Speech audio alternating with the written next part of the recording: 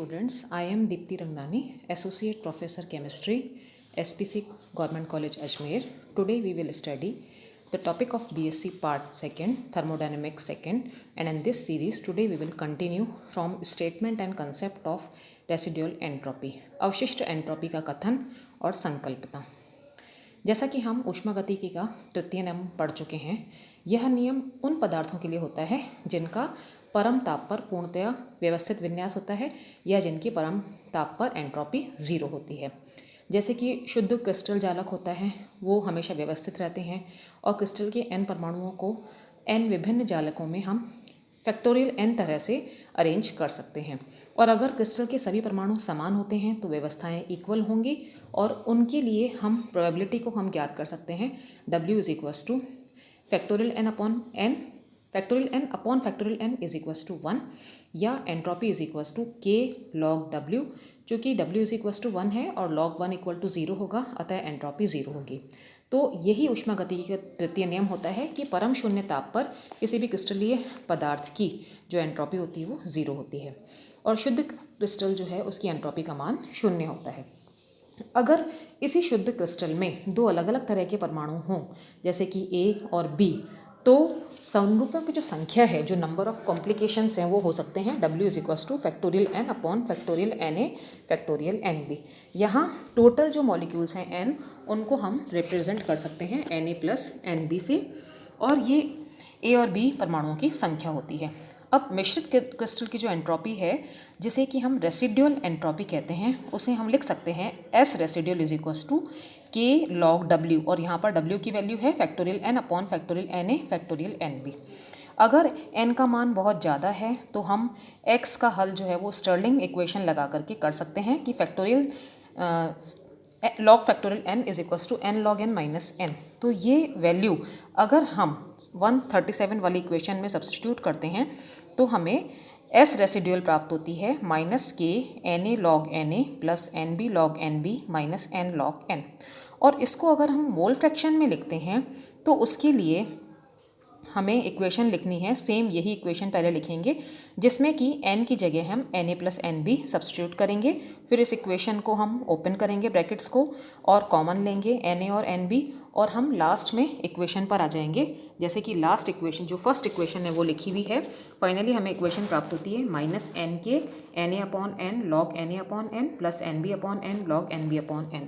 और Na upon n और NB upon n क्या है? ये XA और XB हैं, मोल फ्रैक्शंस हैं, और इसको हम लिख सकते हैं W is equals to n के XA log XA plus XB log XB। अब चूँकि किसी भी जो फ्रैक्शन होता है उसका जो लॉग होता है वो नेगेटिव होता है, तो कोष्ठक की जो राशि वो नेगेटिव में होगी और कोष्ठक के बाहर भी नेगेटिव है, इसलिए एंट्रोपी का कुल मान पॉजिटिव हो जाएगा। तो किसी भी मिश्रित क्रिस्टल की जो एंट्रोपी है वो हमेशा पॉजिटिव रहती है, उसको हम रेजिडुअल एंट्रोपी कहते हैं। तो शुद्ध क्रिस्टल A और शुद्ध क्रिस्टल B से मिश्रित क्रिस्टल AB बनता है, और एंट्रोपी चेंज जो होगा वो delta S mix is equals to S मिश्रित crystal minus S pure A S pure B, और शुद्ध क्रिस्टल की जो एंट्रोपी का मान होता है वो 0 होता है। इसलिए हम लिख सकते हैं delta S mix is equals to n के XA log XA plus XB log XB। अब हम अवशिष्ट एंट्रोपी के एग्जाम्पल्स देखेंगे। कुछ ऐसे क्रिस्टल्स होते हैं जिसमें कि थर्ड लॉ ऑफ थर्मोडायनेमिक्स जो है उस पर अप्लाई हम नहीं कर सकते हैं। जैसे कि क्रिस्टल्स के एग्जांपल्स हैं carbon monoxide crystal, nitric oxide crystal, क्रिस्टलीय आइस और डाई हाइड्रोजन आदि। ये सभी पदार्थ जो है वो शुद्ध स्तर में हैं, लेकिन परम शुद्ध ताप पर इनकी एंट्रोपी का मान जो है वो 0 नहीं होता है। और जो CO है उसमें हम व्यवस्था ये मानते हैं कि सभी कार्बन एक दिशा में होते हैं और सभी ऑक्सीजन दूसरी दिशा में होते हैं, जबकि वास्तव में क्या होता है कि रैंडमली ओरिएंटेड होते हैं मॉलिक्यूल्स। इसमें क्रिस्टल इस तरह से होता है कि दो अलग अलग तरह के जो अणु हैं CO और OC, इसका मिक्सचर दिखता है क्रिस्टल। तो CO क्रिस्टल जो है उसकी अपशिष्ट एंट्रोपी 0 नहीं होती है, और इसको हम कैलकुलेशन के द्वारा इक्वेशन नंबर 141 के द्वारा हम ज्ञात कर सकते हैं। इसी तरह से NO क्रिस्टल हैं, उसमें भी किनारों पर अणुओं की जो व्यवस्था होती है वो चेंज हो जाती है, और उनका जो विन्यास है वो NO और ON दोनों प्रकार से हो सकता है, और इसलिए इसकी भी अपशिष्ट एंट्रोपी का मान जो है वो पॉजिटिव होता है। अब हम पढ़ेंगे एंट्रोपी क्या, अगर हम एब्सोल्यूट वैल्यू कैसे निकालते हैं फ्रॉम हीट कैपेसिटी डाटा से। तो किसी भी पदार्थ के जो निश्चित ताप पर अगर एंट्रोपी के निरपेक्ष मान की गणना करनी है तो इसमें निरपेक्ष मान ज्ञात करने में विभिन्न अवस्था परिवर्तनों को हमें ध्यान रखना पड़ेगा। जैसे वो पदार्थ अगर ठोस है तो वह पहले पिघलेगा, उसके बाद वाष्पित होगा, उसके बाद ट्रांजिशन होगा। तो इस तरह से जो एंट्रोपी चेंज है उसमें इन सारे परिवर्तनों को हमें सम्मिलित करना पड़ता है। तो जैसे कोई सॉलिड है, उसका हमने क्वथनांक के उच्च ताप T तक गर्म करते हैं, तो उस टेम्परेचर पर अगर हमें एंट्रोपी चाहिए तो हम लिख सकते हैं ST इज इक्वल टू 0 से T1 CP S1 upon T dt plus delta HT upon T plus T1 से Tm CP S2 upon T dt delta HF upon Tm, फिर Tm से Tb CP L upon T dt plus delta HV upon Tb plus integration Tb upon T CP gas upon T। तो यहाँ पर delta HT, delta HP और delta HV जो है वो transition, गलन और वाष्पन में अवशोषित ऊष्मा है, और जो T जो अलग अलग टेम्परेचर्स हैं वो संक्रमण ताप, गलनांक और क्वथनांक हैं। तो ST का अगर हमें एक्यूरेट मान ज्ञात करना है तो प्रत्येक अवस्था के लिए CP का मान सही ज्ञात होना चाहिए, और CP का सही जो मान है वो परम शून्य और शून्य परम ताप के निकट ताप पर ज्ञात करना संभव नहीं होता है। शून्य परम ताप पर CP का सही मान ज्ञात करने से CP के कुछ मान 10 डिग्री केल्विन टू 15 केल्विन ज्ञात किए जा सकते हैं। CP और log T, CP upon T और T में ग्राफ हम इसको एक्स्ट्रापोलेट करेंगे और इससे हम CP का मान ज्ञात कर सकते हैं।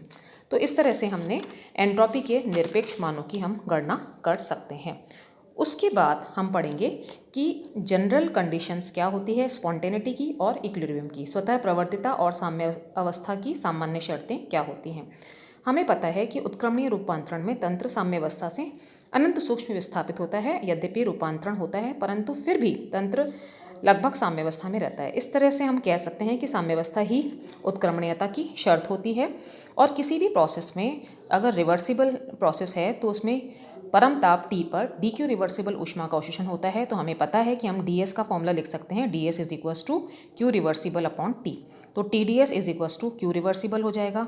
और यदि अनुत्क्रमणीय होता है तो स्वतः प्रवर्तित होगा और उसकी एक ही डायरेक्शन होगी, और ये तभी संभव होगा जब TdS is greater then q reversible. और अगर हम इसको कंबाइन करते हैं इस शर्त को तो TdS is greater than equal to q reversible होगा। अगर इक्वल टू का साइन है तो उत्क्रमणीय अवशोषण होगा, और अगर ग्रेटर देन का साइन है तो अनुत्क्रमणीय अवशोषण होगा। तो इस तरह से हम अगर थर्मोडायनेमिक्स का फर्स्ट नियम इस पर अप्लाई करते हैं, DE is equals to Q is equals to DE plus W, तो TdS is greater than DE plus W, TdS minus DE minus W is greater than 0, W is equals to PdV। तो हम लिख सकते हैं TdS minus DE minus PdV is greater than 0। तो जो equal to है वो तो साम्यावस्था की शर्त है, और ग्रेटर देन है वो स्पॉन्टेनियस की शर्त है। तो इस तरह से हम DS, DE, DV और W जो है रूपांतरण में होने वाले एंट्रोपी परिवर्तन, आंतरिक ऊर्जा परिवर्तन, आयतन परिवर्तन और कार्य को प्रदर्शित करते हैं। तो this is all about general conditions of spontaneity and equilibrium, evaluation of absolute entropy from heat capacity data, and statement and concept of residual entropy. Thank you.